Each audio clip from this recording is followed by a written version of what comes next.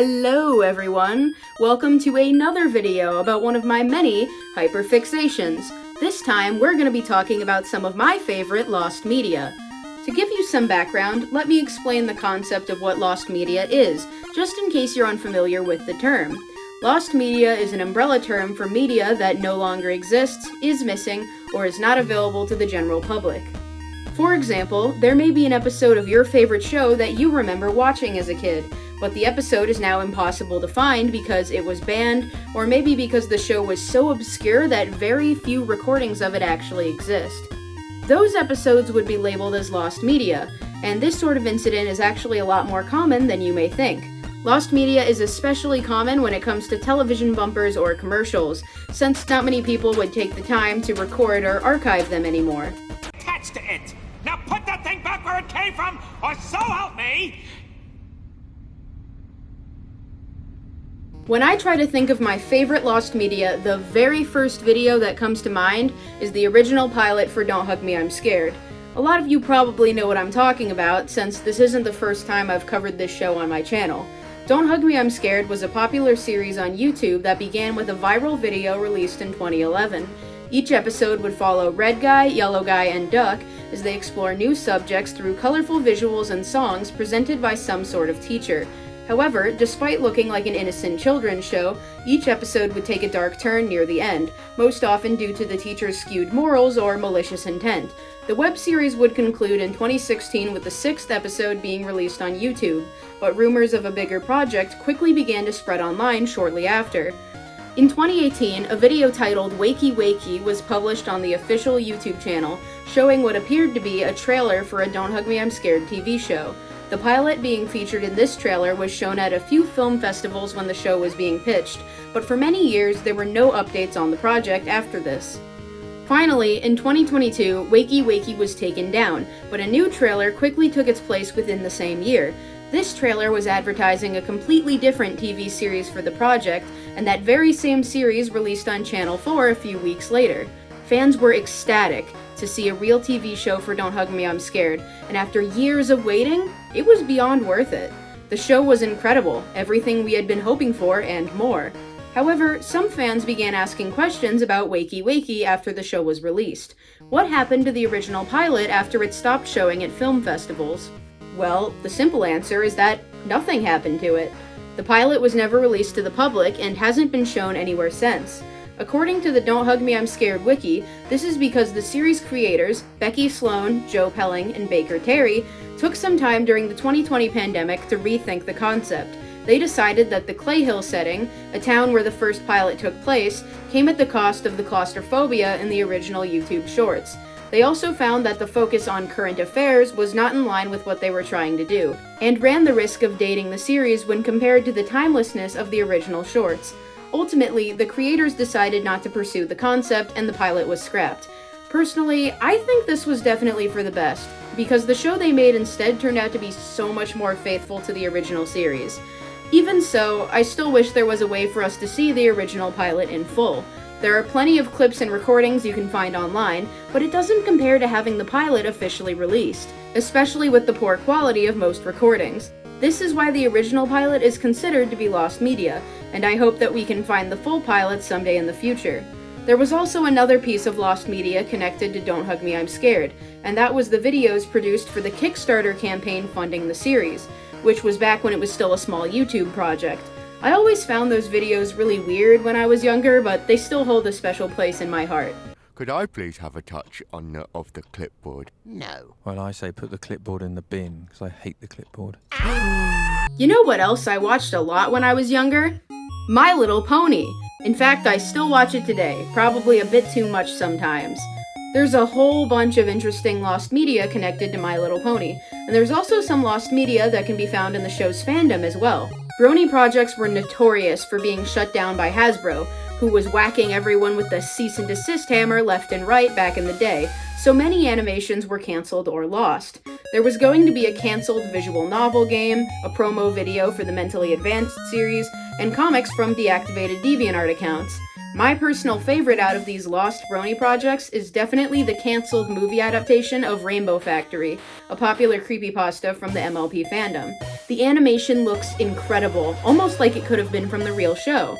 That was actually why the team was ordered to stop when Hasbro found the project. There is some footage of the movie available online, and I am still blown away by how much work was put into it. I wish that we could see the whole film, or at least a few more scenes of completed animation.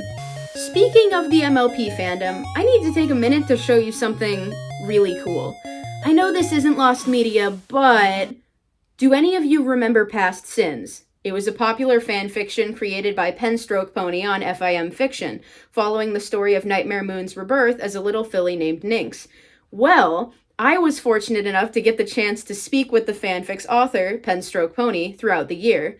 You see, I'm working on my own original webcomic inspired by MLP. It's called Heroes of Destiny, and it's going to begin later this month, probably during the holidays. After many months, my Heroes of Destiny pitch was reviewed by Penstroke Pony. While I couldn't get ownership of the original Nynx for many obvious reasons, Penstroke told me that I was allowed to make my own Nynx character inspired by Past Sins, as long as credit was given for the inspiration. I also immediately embarrassed myself in front of him after he gave me permission, but shh, don't worry about that part. Everyone, meet Nynx Nightwalker. She is my pride and joy. I love her to death. I am so incredibly honored to have my own Nynx, so huge shout out to Penstroke Pony for giving me permission to create her. Heroes of Destiny will begin before the end of this month, so please consider reading the comic when it starts, especially if you want to see more of Nynx here.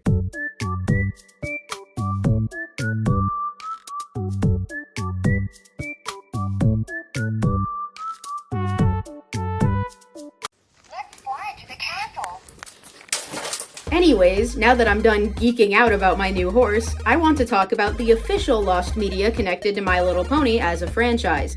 Starting off, we have Rainbow Ponies, which was a Lost special from the first generation of MLP. We only have about 10 seconds of animation from a commercial and a cover for Escape from Katrina, which features artwork from a film we've never seen, theorized to be Rainbow Ponies. Someone claims it was featured at the end of a 1984 VHS tape of Midnight Castle, which was another G1 special. I really like the Rainbow Ponies since I am a big fan of G1 in general, so I wish we could have seen more of it. Other people say that this animation was probably just a placeholder for the next special, because no footage was made for that special yet. This is probably more likely than an entire project being scrapped. Even if that is the case, we still don't have any information on this strange cover art, especially the human boy riding what appears to be Spike with wings. There's a second piece of promo art for the first special that also features these two characters together, but none of the ponies on the art were included in the special either, so this might have just been concept art that wasn't supposed to be used. Either way, I would have really liked to see this. It seems like a lot of fun. There are a few other instances of lost media for My Little Pony, like the G3 movie that never happened, but my favorite lost media comes from G4, more commonly referred to as Friendship is Magic.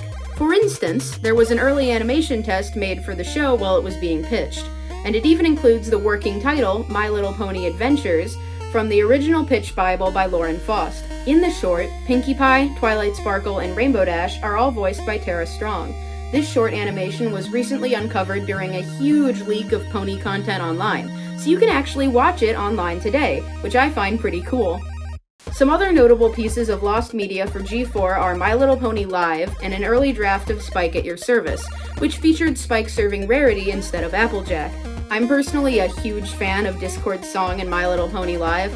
I think it would have been a much better song than A Glass of Water if we ever got to see it completed, and I would sell part of my soul to see that performed, especially by someone live on stage.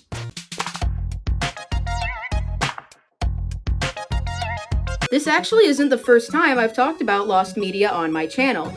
Thanks to the help of one of my viewers, I was able to uncover a piece of media that had been lost since 2017. It was a short film called Great Choice, featuring a woman trapped inside of a Red Lobster commercial. The reason I'm not showing you any footage from the project is because my video about Great Choice is currently unavailable, just like the film itself. The director, Robin Casimar, reached out to me and asked for the video to be privated, to prevent people from pirating the film while he gets his legal ducks in order. Once Great Choice can be shared online, he will let me know, and then my video will be made public again. Until that day, however, my video talking about lost media has technically become lost media, and I think that's kind of ironic, isn't it? Speaking of live action stuff, Do any of you guys remember when Cartoon Network was obsessed with making live-action shows instead of animated ones? Because I do, and it was a very wild ride. One of the shows I actually really liked from this era of Cartoon Network was called Destroy, Build, Destroy. For a pretty long time, it was almost impossible to watch the show anywhere online. Once it stopped airing on Cartoon Network, poof, it was just gone. Cartoon Network didn't have a reason to upload it anywhere. I highly doubt any DVD copies still exist. And since so many people hated this era of live-action content, nobody really wanted to record any episodes. Thankfully, while I was doing a bit of research for this video, I found that someone has uploaded most of the episodes here on YouTube. 032 Videos, you are a hero to us all. Also, even though it's not really lost media, The Incredible Crew was one of the weirdest shows I ever saw on Cartoon Network. Running Errands with My Mom is an iconic rap song, and I still have it memorized to this day. I'm running errands with my mom. I'm running errands with my mom. I'm running errands with my mom. Where's home, my mom? Where's home, my mom? What's even weirder than lost media? Lost characters, of course. Unlike lost media, which is usually something that the public cannot access, lost characters are available for everyone to see. However, that doesn't mean that people will always remember them, including the writers of the show these characters were from. The most famous example of a lost character is Oswald Rabbit, who had a pretty complicated history of ownership between different animation studios. Once Disney got Oswald back, they just didn't really do anything with him. Sure, he was in the Epic Mickey games, he'd make a cameo here and there, but most of the general public had forgotten that he existed for a pretty long time. Despite being in Disney cartoons from the very beginning, Oswald was no longer being featured in any media or included in the Disney canon. This is when a character is considered to be lost. TV shows do this sort of thing all the time, usually when an actor will be leaving the show or a character can no longer be used for legal reasons. Sometimes the audience will notice the character's absence and complain, but it's more common that nobody really notices they're gone. Thankfully, Oswald the Lucky Rabbit was able to get a happy ending to his story, since he was featured in a new animated short produced by Disney earlier this month. It was actually uploaded while I was in Disney World with my dad, so it was really neat to see that pop up in my feed. Unfortunately, not every lost character gets a happy ending like my friend Oswald did. Many of the early McDonald's mascots became lost characters, most notably Mayor McCheese, who McDonald's had to stop using because of a lawsuit filed by Sid and Marty Krofft. The lawsuit claimed that McDonald's was copying their own mascot character, H.R. Pufnstuf, who was remarkably similar to Mayor McCheese, especially since they both shared the same type of costume and shared the same role in their respective stories. The character was retired after the lawsuit, along with a similar McDonald's mascot named Officer Big Mac. There are also a lot of other lost characters in animation, and Rachel Wilson is one that I really like. Rachel Wilson was a character from The Amazing World of Gumball, yet she seemed to mysteriously stop showing up in episodes after the first 2 seasons. She was one of Darwin's love interests in the show, and she always acted like she was better than everyone else.